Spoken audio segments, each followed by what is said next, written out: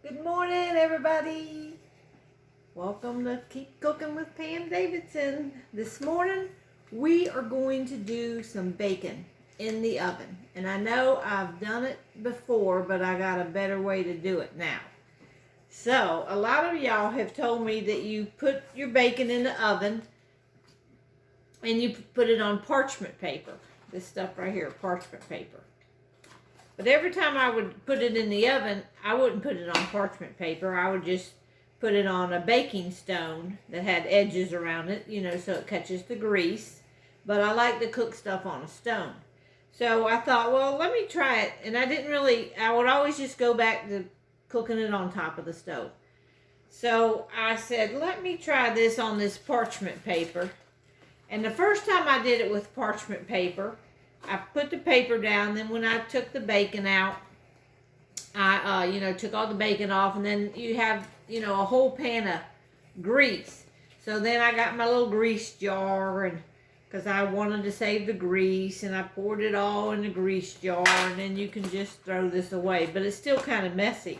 Well, I got a better way now to do it, and it's not messy, and it saves a whole lot of cleanup. So I'm going to show y'all how I'm going to do it. We're going to get a piece of parchment paper and make sure it's bigger than the pan that you're going to use. Now I have a small pan here, but we're going to make it a little bit bigger than the pan. And we're just going to put it down in here. And I'm going to make sure that it's going to lap over the sides of the pan because I want all the grease to stay inside this thing, and no grease is going to touch my pan at all. So just put it there like that, and then get you some bacon.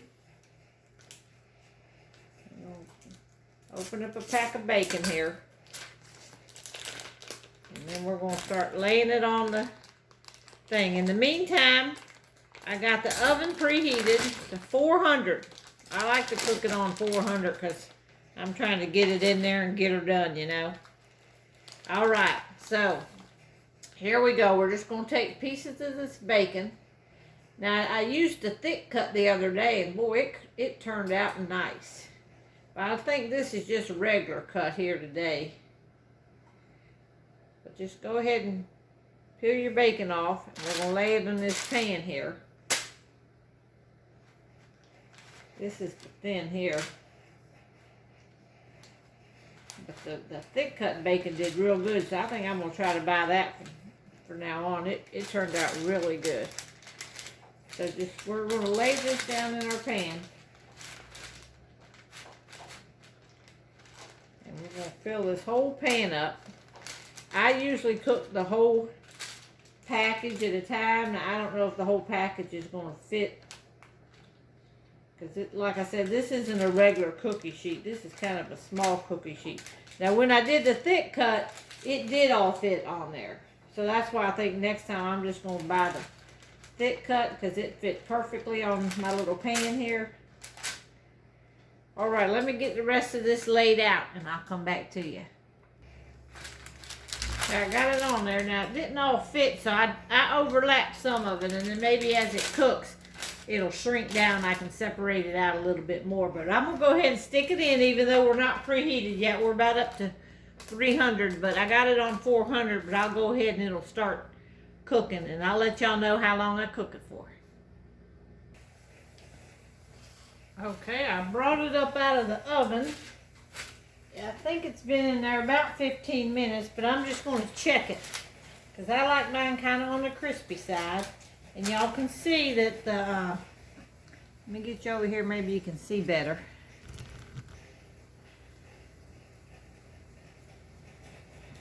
You can see it's kind of floating in grease. Well, that grease is helping to cook it and make it crispy. So you can turn some over if you want. Make sure they're all kind of separate if you like it like that. And I'm going to keep cooking it just a little bit longer. These right here, this one looks pretty good and done. It looks pretty crispy. And see how all of our grease is staying right inside that parchment paper. So cleanup is going to be a breeze. But I'm going to put this back in just for a few more minutes. All right, I took it back out of the oven, and I want y'all to look.